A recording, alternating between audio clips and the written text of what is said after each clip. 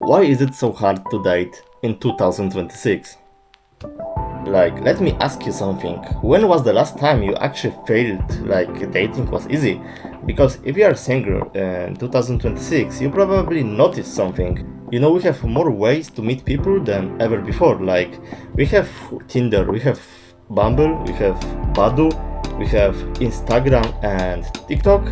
I mean, Instagram and TikTok are not really dating apps, but you can meet people here, you can talk with them, you can chat with them, you can send them any videos, you can just meet them closer, you can know them better. So it's working just like dating apps somehow. I mean, dating apps can literally show you hundreds, sometimes thousands of people within a few kilometers of where do you live. So technically, finding someone should be easier than ever, right? But somehow it feels like the complete opposite. People complain about being ghosted. They complain about getting left on the read. They complain that nobody wants anything serious. People say that everyone has ridiculously high standards. So some people have been on dozens of dates and still haven't found anyone.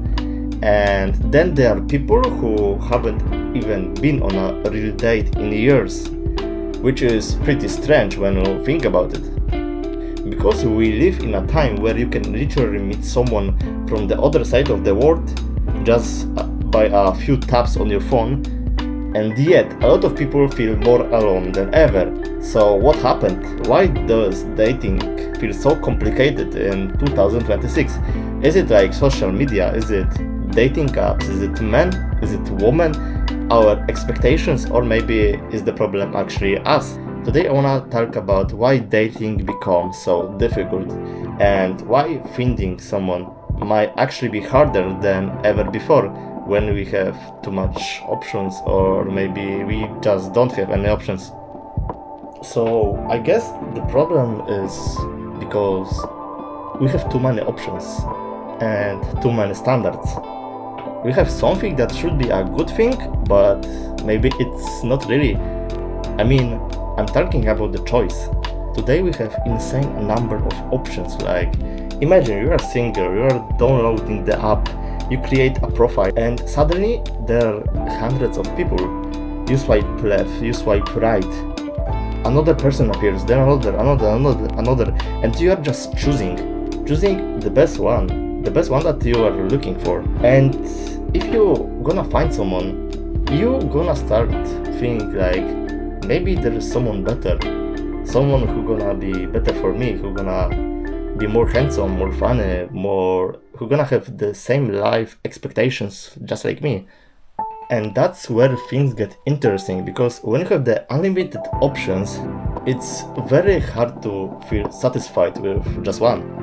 Just think about it. If you are at the restaurant and you have unlimited options, it's very hard to choose actually, rather than when you have few options to choose. And choosing becomes stressful, I guess so. You start wondering, did I make the right choice? Maybe I should look for something much better. Maybe there is something much better. And dating apps can create the same mentality, I guess so. You meet someone, they are attractive, they are funny, you have a good conversation, but then you think maybe the next person will be even better. So you're gonna keep swinging, maybe you're gonna find someone much better. And suddenly people are gonna become options, not people anymore, they're gonna become options. And the moment someone becomes an option, it's much easier to replace them. You're not gonna think can I build something with this person? You're gonna start thinking, can I find someone better than this one person? Someone who's gonna be much better than this. And these two are completely different questions. So many people said that social media killed romance, and I guess it's actually true. The problem is that social media changed what we think is normal. You open the Instagram, you see, for example, woman. She's so beautiful. She's have perfect body, perfect hair, perfect makeup, perfect life. perfect vacation, perfect relationship. Then you scroll and you see a guy. He is very handsome. He's having very good body. He's having expensive car, expensive house, for example, like very good business. And after seeing thousands of those videos, you're gonna start to think that this is your type.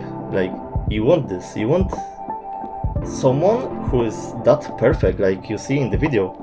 And a normal girl or a normal guy that you are looking on the streets every day is not your type anymore, because you want someone better, someone that you are seeing on the video. They are very handsome.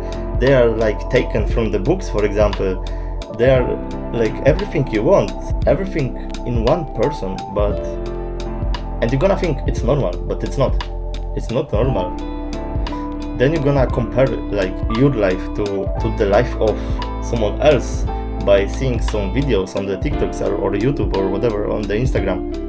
And guy gonna think like, why all woman doesn't look like this one that I was seeing on the video. Or girl gonna think like, why my boyfriend doesn't look like this guy I have seen on the TikTok. But here's the thing, like, you don't see the boring parts, you don't see the arguments, you don't see the depth, you don't see the insecurity, you don't see the bad days. You have just seen a 15 seconds video and it's become our standard, our reality. And I guess that's why people actually became a product. Like imagine you are meeting someone in real life. Maybe you're at party, you start talking, you discover they are funny, they are confident, they are kind. Maybe they even make you laugh. Maybe they have the same interests just like you. Maybe you just feel comfortable around them. You don't immediately know everything about them. And that's actually a good thing. You discover them over time, but on a dating app, you got a few pictures, a name, an age, maybe a bio, and that's it. You just have 3 seconds to decide yes or no, and suddenly someone's entire personality is being reduced to a profile. And you probably may reject someone who is perfect for you, someone you're gonna be happy with, just by looking at his profile, like, oh my god, he's having a so boring bio, like so bad photos, bad quality of photos, and you're gonna just reject him, and in reality he will be, I don't know, perfect for you. You will be just happy with him. Someone even may reject you because you are 2 inches shorter than they wanted. And the crazy part is, you might never ever know why. That's one of the biggest problems with the modern dating. And we are making decisions about people without actually meeting them. Ghosting is, like, I guess, one of the biggest problems right now. You meet someone, you're gonna start talk with him, and everything seems great. You text every day, you have conversations late at night, maybe even make plans to meet, and then nothing. You send a message, no answer. The next day, nothing. 2 days, nothing. A week, still nothing. And you are left wondering, what happened? Did I say something wrong? Was I too interested? Did I text too much? Did they meet someone else? And that's what making ghosting so frustrating. You don't get an explanation, you don't get closure, you just get the silence. And based on that, people just starting overthinking every day. They start analyzing every message, every emoji, every response time, every little interaction, and dating starts feeling like a strategy game. Should I text first? Should I wait? Did I reply too quickly? Should I pretend I'm busy? And honestly, why are we doing this? If you like someone, why are you trying so hard to make them believe you don't? You know, the internet is full of dating advice. Don't text too quickly, don't show too much interest, don't double text, don't compliment them too much, wait like 3 hours before replying, be unavailable. And some of this advice might work occasionally, but there's a problem. What happens when both people follow the same rules? You like them, they like you, but neither person wants to show it. So you wait for them to text. They wait for you. You don't want to seem desperate, and they don't want to seem desperate as well. And eventually nothing happens. You're just gonna stop texting. Two people who could potentially have a great relationship never even get started because both of them were too busy trying to look uninterested. And maybe that's one of the biggest problems with dating today. We are afraid of rejection. We are afraid of looking stupid. We are afraid of caring more than the other person. So instead of being honest, we just play games. So let's talk about standards, because this is where things get complicated and controversial. Everyone has preferences, and that's completely normal. You can prefer someone who's tall, someone who's funny, someone who's ambitious, someone who's attractive, someone who's calm, someone who's outgoing. There is nothing wrong with that. The problem starts when preferences become requirements. You start creating a checklist. They have to be attractive, they have to be tall, they have to have a great job, they have to have money, they need to be funny, they need to be confident, they need to be emotionally intelligent, they need to have the perfect body, they need to travel, they need to have the right personality, and they can't have any red flags. Basically, you want a perfect human being. Good luck finding that.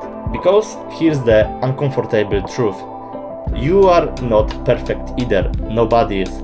Everyone has annoying habits, everyone has insecurities, everyone has flaws. And relationships aren't about finding someone who has zero flaws. They are about finding someone whose flaws you can live with and who can live with yours. Sometimes the person who looks perfect on the paper isn't the person who makes you the happiest. And sometimes the person you almost ignored could be exactly what you needed, what you wanted. So we are constantly comparing our partners, or maybe if you don't have the partner, you were gonna compare your ex to someone else, to someone who are dating, someone who are even in the relationship right now. So social media doesn't really affect single people only, it affects relationships too. Because now you can constantly compare your partner to a million of other people. You see another couple on the TikTok, they look happy, they travel together, they buy each other the gifts, they are on amazing dates, and suddenly you're gonna start looking at your relationship. Why don't we do that? Why my boyfriend doesn't do this? My girlfriend doesn't look like her. Why isn't our relationship just like theirs is? But there is the problem. You're comparing your entire relationship to 30 seconds of someone else. You don't know what's happening after the camera turns off. You don't know if they are actually happy. You don't know if they argue every night. You don't know if they're going to break up next month. You're seeing the advertisement, not the full product. And when you constantly compare your relationship to relationship of other people, nothing will ever be good enough. We are more connected than ever and somehow more alone as well. Here's probably the biggest paradox of the modern dating. We have been more connected. You can message anyone, anytime, anywhere. You can have hundreds of followers, thousands of friends online, dozens of conversations, and still feel completely alone. Because having access to people isn't the same as having a connection with someone. You can have 500 people following you, for example, and still have nobody you can call when you are having the worst day of your life. You can talk to the people on Snapchat, on the Instagram, on the Facebook, and maybe that's why relationships feel so important today. We are not just looking for someone attractive, we are just looking for someone who makes us feel understood, someone who we can trust, someone who we can be ourselves around, someone who doesn't disappear when the things get difficult. And that's much harder to find than just simply getting a match on the Tinder. So a girl's watching me gonna say like, is it men's fault? So now we are here where the internet usually gets angry. Whose fault is it? Is it men? Some people say that men doesn't approach women anymore, that men are too insecure, that men spend too much time online, that women have too much standards, too much expectations, that social media have completely changed with women expectations. Then you have the opposite options, but here's the problem with all of this. Men aren't one giant group of identical people, and women aren't either. Some men have unrealistic expectations, some women have unrealistic expectations, some men are terrible at relationships, some women are terrible at relationships, some people are immature, some people are emotionally unavailable, some people are just unlucky. And the internet makes this worse because extreme options get attention. A normal person saying, I just want to meet someone nice, doesn't get millions of views, but all women are just like this does, and all men are just like this does as well. So the internet make it seems like men or women are enemies, when most people are actually looking for the exact same thing. Someone they can love, someone they can trust, someone who chooses them. And also people are scared of commitment, and I'm not talking about everyone, but I think that a lot of people want the benefits of the relationship without actually wanting the responsibility that comes with one. They want someone to text, they want someone to cuddle with, someone to go on dates with, someone who makes them feel wanted, and someone just to be friends with, benefits with. But the moment things get starting serious, they panic. Suddenly it's, maybe I'm not ready, maybe I need some space, maybe we should just see where this goes, and sometimes maybe I just want to be single right now, I'm not ready. And there is nothing wrong with being single. The problem is when you enter someone's life and you know that you don't want a relationship, and you're gonna give them just hope that you want a relationship. Because modern dating has created this weird middle ground. You're not single, but you're not really in a relationship either. You're talking, you are seeing each other, maybe you're sleeping together as well, maybe you're spending every weekend together, but nobody wants to ask, so what are we? Because the moment you define it, things become real, and once things become real, you have something to lose. If you are single, you can always say, I just haven't found the right person. But when you are in a relationship, you actually have to communicate, you have to compromise, you have to deal with arguments, you have to consider another person's feelings. You can't just disappear whenever things become inconvenient. And that's probably one of the biggest differences between casual dating and a real relationship. A real relationship requires you to stay, because every relationship eventually reaches that point. The first few weeks are exciting, you are texting all night, everything they say is interesting, you are constantly thinking about them, you can't wait to meet them.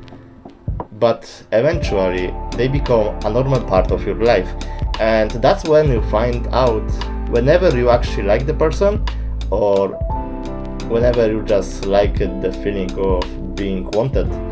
And I think social media makes this even harder, because we are constantly being told, don't settle, there is someone better, know your worth, him because he have red flags.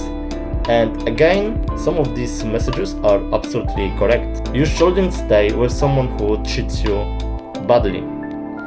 But sometimes people confuse a real red flag with the normal imperfections that every human being has. Someone doesn't text you for 3 hours, red flag. They have a different option, red flag. You had one argument, red flag. And eventually, instead of learning how to build a relationship, we learn how to live them. Because living is easy, starting over is exciting, and it's easier. Meeting someone new gives you that dopamine rush again, but staying, communicating, forgiving, working through problems, that's difficult. And maybe that's why dating in 2026 isn't just about finding the right person. It's also about finding someone who is actually willing to stay. Because finding someone who is attracted to you isn't that difficult. Finding someone who gonna like you for who you are is much harder. But finding someone who likes you, trusts you, respects you, and is willing to work through problems with you, that's rare. And honestly, maybe that's what we should be looking for. What do you think about it? Is dating so hard for you as well? Or do we just have unrealistic expectations because of the social media? And what is the biggest problem? Dating apps, ghosting, social media, men, woman, or simply too much choice? Let me know in the comments, and if you like my video, please subscribe and stay for more videos in the future.